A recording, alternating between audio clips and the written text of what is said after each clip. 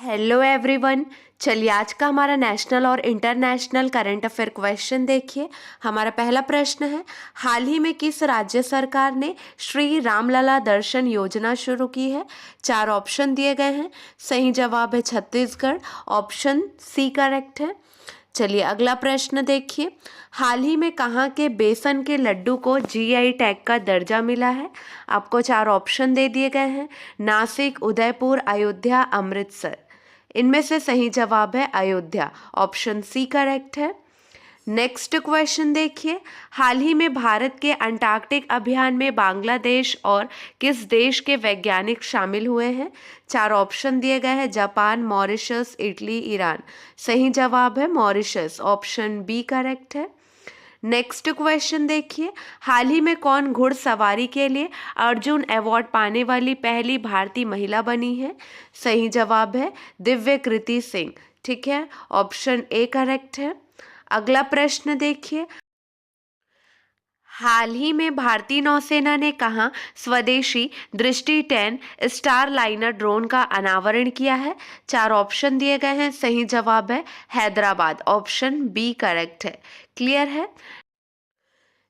चलिए अब हम मेन हेडलाइन डिस्कस करेंगे।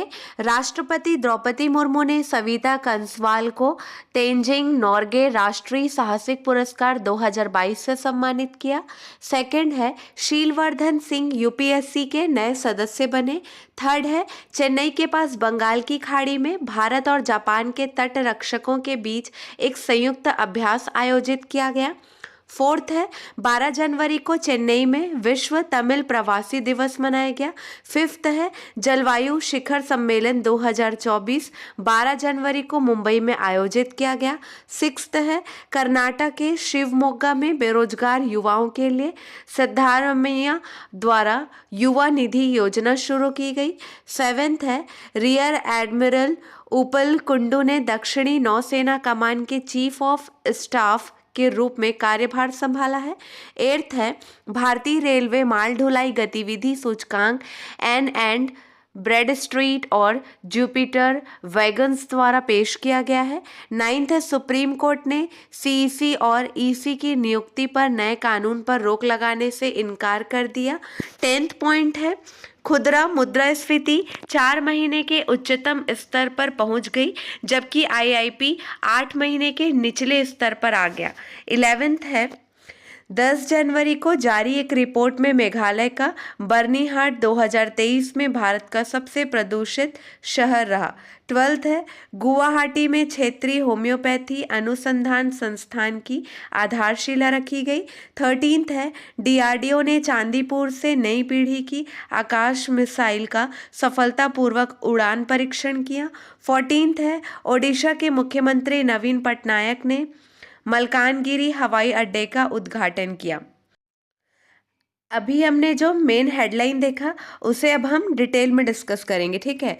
तो पहला था, राष्ट्रपति द्रौपदी मुर्मू ने सविता कंसवाल को तेंजिंग नोर्गे राष्ट्रीय साहसिक पुरस्कार 2022 से सम्मानित किया। सविता कंसवाल को तेंजिंग नोर्गे राष्ट्रीय साहसिक पुरस्कार 2022 प्राप्त हुआ। सविता कंसवाल के पिता राधेश्याम कंसवाल ने अपनी बेटी सविता कंसवाल की ओर से पुरस्कार प्राप्त किया। उन्हें लैंड एडवेंचर से में उनकी उपलब्धियों के लिए पुरस्कार मिला है। वह 16 दिनों में 8000 मीटर की 2 चोटियों माउंट एवरेस्ट और माउंट मकालू पर पहुंचने वाली पहली भारतीय महिला पर्वतारोही थी। 4 अक्टूबर को उत्तराखंड की उत्तरकाशी पहाड़ियों में हिमस्खलन में उनकी जान चली गई। वह द्रौपदी के डांडा पीक में नेहरू इंस्टीट्यूट ऑफ माउंटेनियरिंग के एडवांस्ड माउंटेनियरिंग कोर्स के लिए प्रशिक्षण के रूप में काम कर रही थी। तेंजिंग नोर्गे राष्ट्रीय साहसिक पुरस्कार, यह भारत का सर्वोच्च एडवेंचर खेल सम्मान है।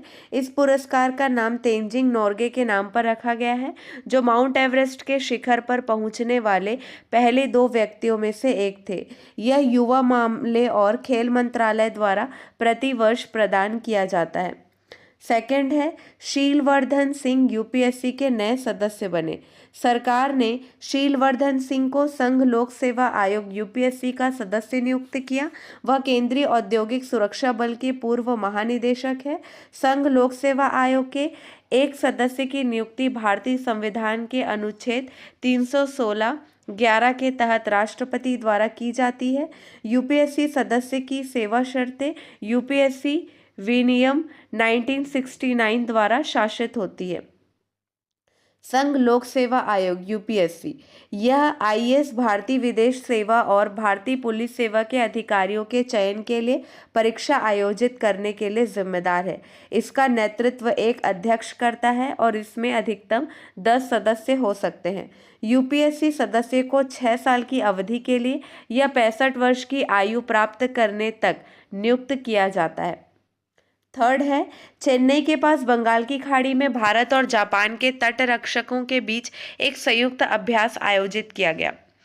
डिटेल में देखेंगे, दोनों देशों के बीच 5 दिवसीय अभ्यास के हिस्से के रूप में चेन्नई के तट पर भारतीय तटरक्षक और जापान तटरक्षक के बीच एक संयुक्त अभ्यास सहयोग काईजीन आयोजित किया गया। यह अभ्यास 2006 में दोनों देशों के बीच हस्तक्षेप सहयोग ज्ञापन के अनुरूप आयोजित किया गया था। एमओसी में दोनों देश ने तटरक्षकों के बीच यात्राओं, वार्षिक संयुक्त अभ्यास, प्रशिक्षण आदान प्रदान, कार्यशालाओं और सेमिनारों सहित बातचीत को बढ़ावा देने पर सहमत हुए थे। समुद्री प्रदूषण से निपटने के लिए खतरनाक और नशीले पदार्थों पर प्रदूषण प्रतिक्रिया प्रशिक्षण पर ध्यान केंद्रित करते हुए 8 जनवरी को 5 दिवसीय अभ्यास शुरू किया गया था। वार्ता और प्रशिक्षण में सुरक्षा उपायों पर चर्चा की गई, जिसमें खतरनाक रासायनिक पदार्थों पर विशेष ध्यान देने और प्रतिक्रिया उपकरणों पर व्यवहारिक प्रशिक्षण के साथ समुद्र में रासायनिक प्रदूषण के पहलुओं पर वास्तविक समय में प्रतिक्रिया कैसे दी जाए। तटरक्षक क्षेत्र के कमांडर महानिरीक्षक डोनी माइकल ने संयुक्त अभ्यास की समीक्षा की। इस अभ्यास में भारतीय तटरक्षक जहाज शौनक शौर्य, Sujay, Rani Abbakka, Annie Besant, C-440, सागर अन्वेषिका, मत्स्य दृष्टि, जापान तटरक्षक जहाज, याह सीमा और समुद्र पहरेदार की इकाइयों ने भाग लिया। नेक्स्ट है 12 जनवरी को चेन्नई में विश्व तमिल प्रवासी दिवस मनाया गया। इसे अब हम डिटेल में देखेंगे। तमिलों के विकास में उनके योगदान के लिए 13 अनुकरणीय व्यक्तियों को पुरस्कार दिए गए। इस अवसर पर मुख्यमंत्री M.K. स्टालिन ने कहा कि विदेशों में रहने वाले तमिलों के कल्याण के लिए एक विशेष विभाग बनाया गया है और एक मंत्री नियुक्त किया गया है। थर्ड है मुख्यमंत्री ने शिक्षा, कला, साहित्य और संस्कृति सहित विभिन्न क्षेत्रों में उत्कृष्ट प्रदर्शन करने वाले 13 महत्वपूर्ण तमिल उपलब्धियों को पदक वितरित किए। इस आयोजन में 50 देशों में रहने वाले तमिलों ने भाग लिया। गांवों के विकास के लिए एक अनूठी योजना एनाथो ग्रामम माई विलेज शुरू की गई। इस योजना के तहत कोई भी व्यक्ति अपने पैतृक गांव को गोद लेकर उसका समग्र विकास सुनिश्चित कर सकता है। फिफ्थ मेन हेडलाइन को हम डिस्कस करेंगे। जलवायु शिखर सम्मेलन 2024 12 जनवरी को मुंबई में आयोजित किया गया। चलिए ध्यान दीजिए, जलवायु शिखर सम्मेलन 2024 जिसका विषय decoding the green transition for India था, 12 जनवरी को मुंबई में आयोजित किया गया। शिखर सम्मेलन का आयोजन भारत सरकार के पर्यावरण, वन और जलवायु परिवर्तन मंत्रालय द्वारा किया गया था। यह आयोजन वित्तीय संसाधनों और तकनीकी क्षमताओं को जुटाने में निजी क्षेत्र, जलवायु तकनीक स्टार्टअप और संस्थागत निवेशकों की महत्वपूर्ण भूमिका पर केंद्रित था। इसका लक्ष्य सरकारी प्रयासों का लाभ उठाना, नागरिक समाज और समुदायों को शामिल करना और नवीन जलवायु सेवाओं और परिवर्तन प्रौद्योगिकियों को विकसित करना था। यह सम्मेलन डिलीवरी पार्टनर UNDP इंडिया और नॉलेज पार्टनर अवाना कैपिटल के सहयोग से green climate fund readiness programme के तहत आयोजित किया गया था। सम्मेलन में 2070 तक नेट शून्य हासिल करने के लिए भारत के रोड मैप की रूपरेखा तैयार की गई।